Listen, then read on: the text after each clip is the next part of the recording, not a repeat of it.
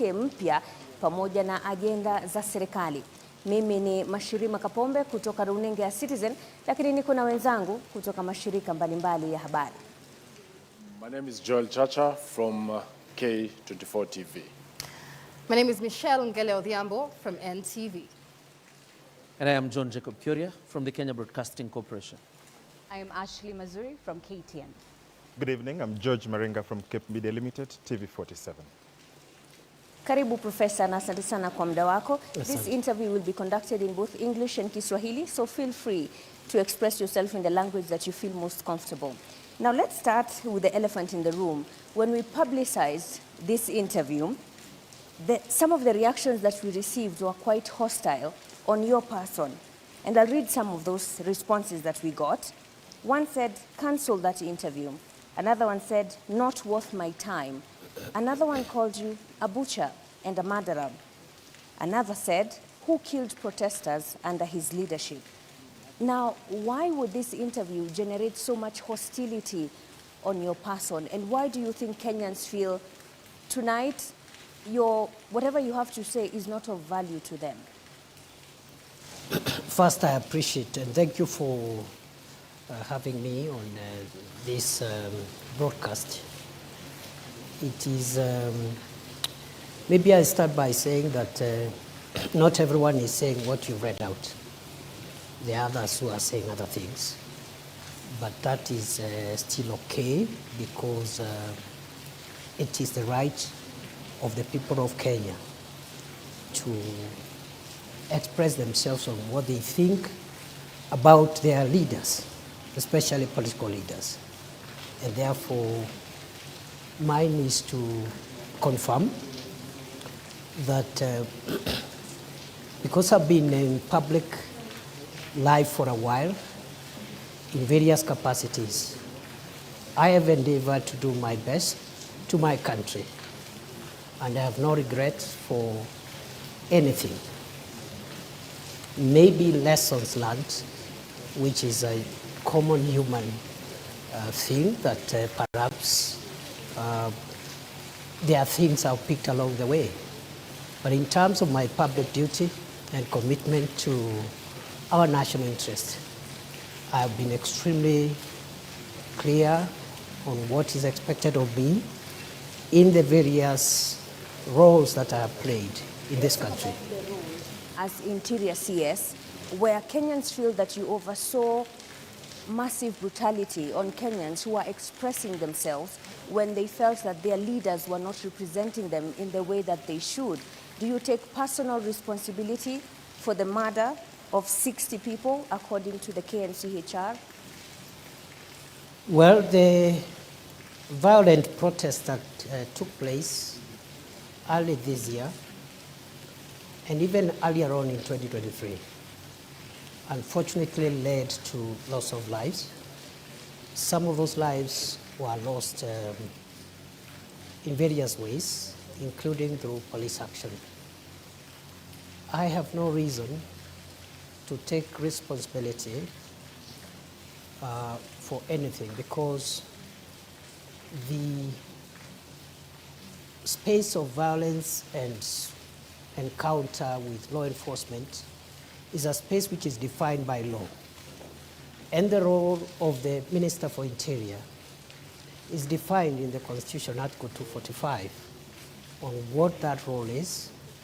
And that role includes providing policy guidance to the organs of internal security.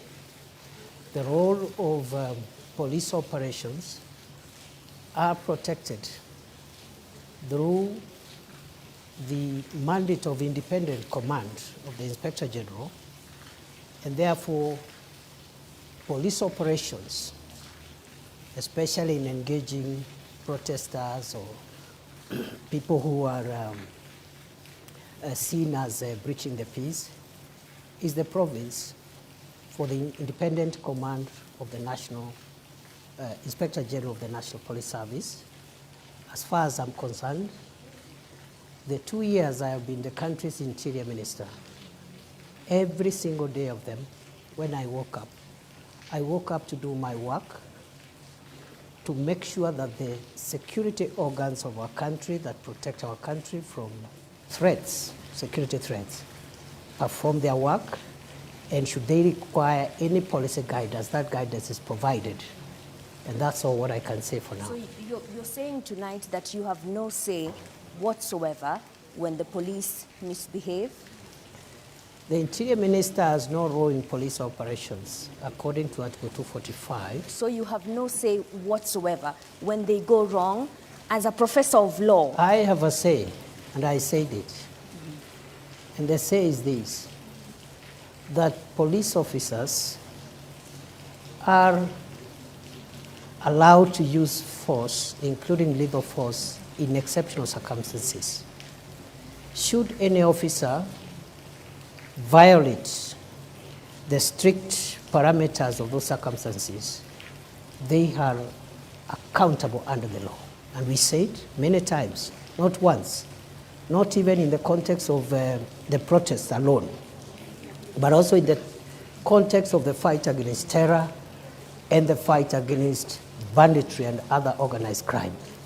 That any police officer who uses their firearm lawfully within the Constitution, including lethal force, has legal protection. But So any of them who exceeds the parameters of the Constitution is on their own, and the organs of accountability is not the Interior Minister.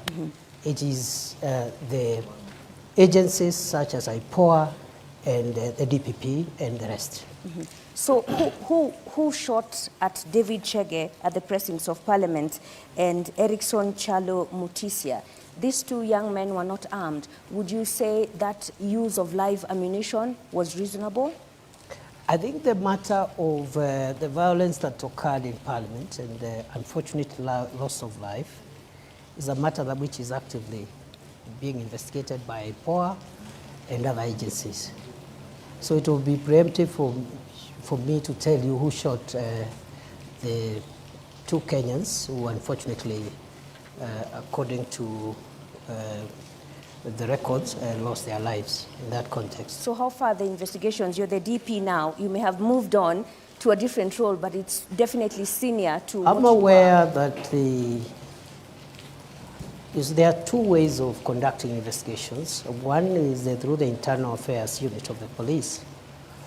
But our policy in the last 2 years, while we were in that docket, we discouraged the internal affairs unit of the police from being the ones to investigate their colleagues because it raised perceptions of bias. So we encourage the Independent Police Oversight Authority to be the one to do the investigations. The report I had when I left the ministry is that they had made some good progress. They reported to me they had some 6 files which are ready from the context of the riots and the violence around that time. But there has been a transition in the leadership of IPOA right now. A new commission has just been put in place, and the work of IPOA is led by commissioners. It's not led by the Secretariat. So the delay in the last 2-3 months could be associated to the leadership transition by IPOA. Ashley and George, you have follow-ups. Ashley? All right, Your Excellency, you have made a name for yourself as a defender of human rights. Are you proud about the events that occurred in June this year? I mean, this led to deaths of young, innocent Kenyans. Where does this sit as, to you, the professor of human rights, not as the deputy president, but as the professor of human rights? Any Kenyan, not to mention a professor of law, who would be proud by what happened in our country June, July, from whatever angle, would be inappropriately doing so. Because those events were extremely painful to the country. They were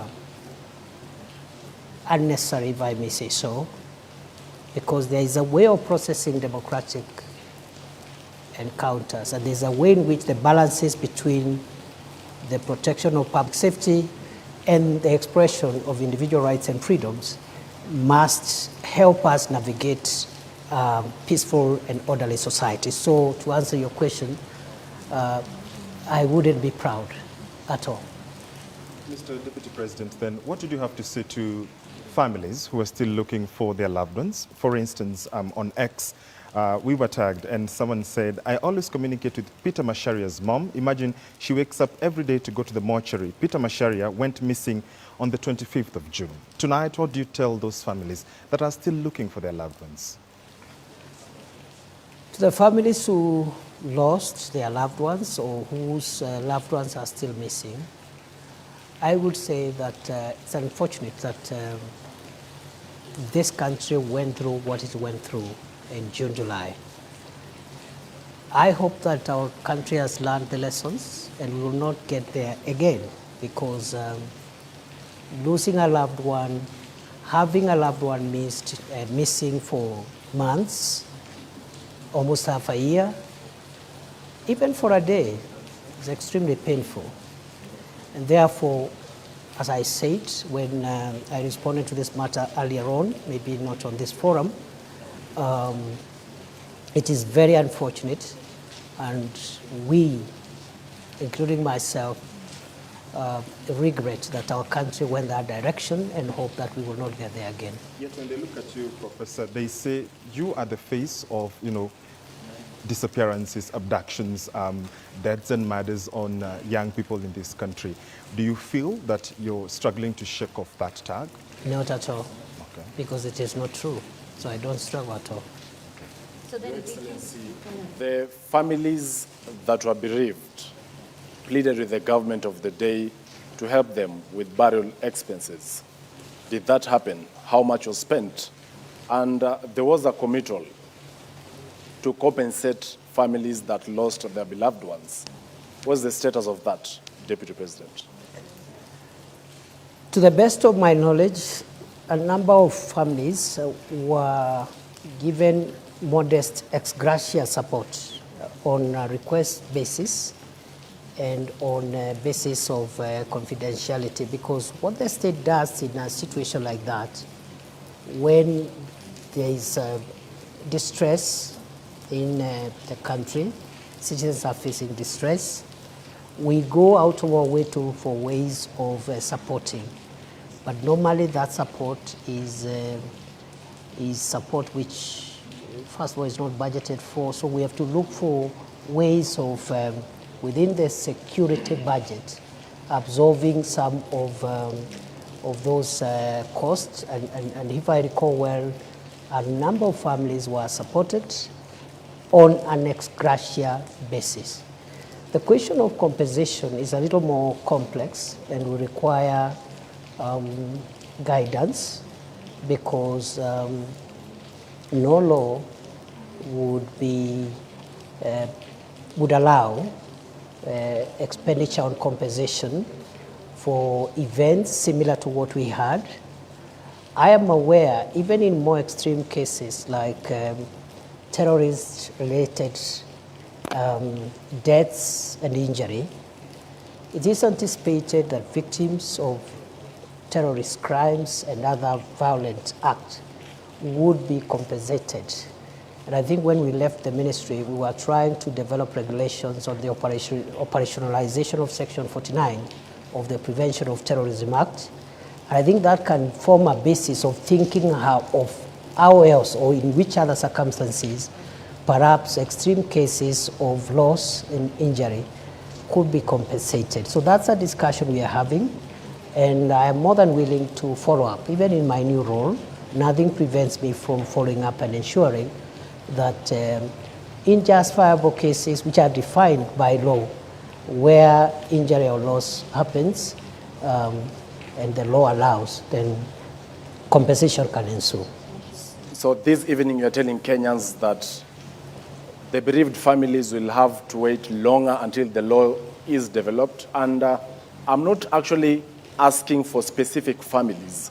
These are public resources for purposes of accountability. Once again, how much was spent to settle the burial expenses? I wouldn't know, because it's not, there is no vote called burial expenses. There's no vote like that.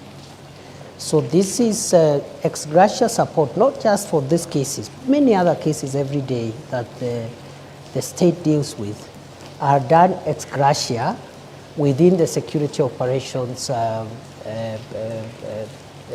budget, and therefore it's not possible to pinpoint.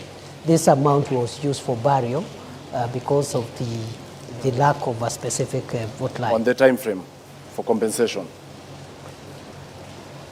What about?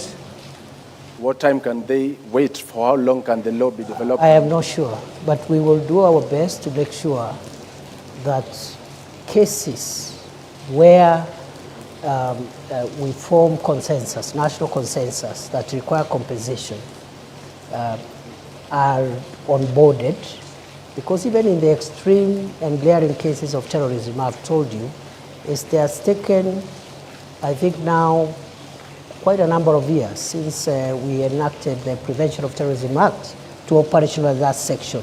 So I'm hoping perhaps within the year, within the coming year, we can work with the new leadership in that ministry and other stakeholders in the normal way government works and process perhaps regulations on the operationalization of some of these issues. As to whether that can be expanded beyond terrorism-related incidents, that is a discussion again which we can open up to stakeholder input and have it dealt with. It's clear, Mr. Deputy President, that the tag behind you, and you know, my colleague Mashima Kapombe mentioned it when we mentioned that we were having this interview, is not a very rosy one. And one person in particular called you the butcher of Tharaka. I have two important questions I'd like to understand. Because President William Ruto addressed the nation on the night of June 25th when protesters breached Parliament.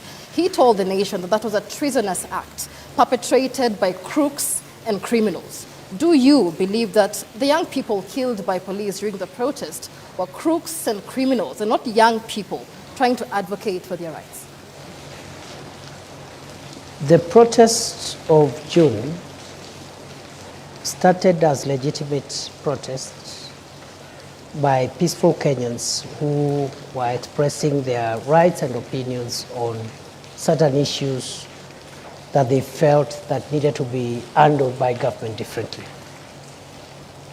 In the course of those protests, criminal elements infiltrated those protests, and it became very difficult. On the one hand, you have protesters whose interest is just expressing themselves within the Constitution, but within their midst, there are people